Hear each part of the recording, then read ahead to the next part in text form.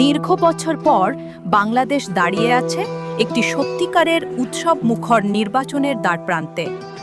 এই নির্বাচন শুধু একটি ভোট নয়, এর ওপর নির্ভর করছে দেশের আগামীর পথচলা। জনগণের মাঝে বেড়েছে সচেতনতা, বেড়েছে অংশগ্রহণের আগ্রহ। লোক যে ভালো, যে দেশের কাজ করবে, উন্নয়ন করবে, এরই ভোট দেওয়া হইবে। পরিষ্কার কথা, কোনো অত্যাচার না হয়, গরিবের উপরই অত্যাচার বেশি হয়। কারণ বড়লোকই হইতে থাকে, গরিব ও আরো পাড়াইয়া নিচে নামাই থাকে। সরকারের দাবি যে গরিব মানুষ যেন সুস্থ ভাবে ঠান্ডা মাথায় দুটো ডাইল ভাত খাইতে পারে।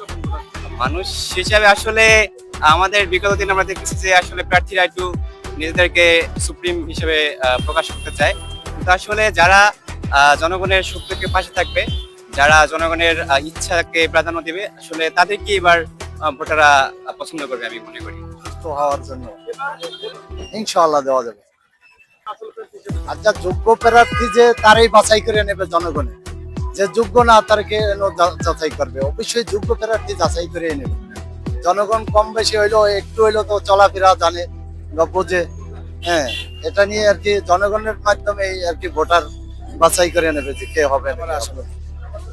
যে আমাদের ধরেন এলাকায় যে নির্বাচন করবো, আমরা বেছে নেবো যে প্রার্থী সৎ এবং যে ওই কুচক্রের ভিতরে জড়িত নাই, বা যারা মানুষের পাশে আসে দাঁড়ায় বা খেদমত করে, তাদের দিকে আমরা ভালো দৃষ্টি রাখবে।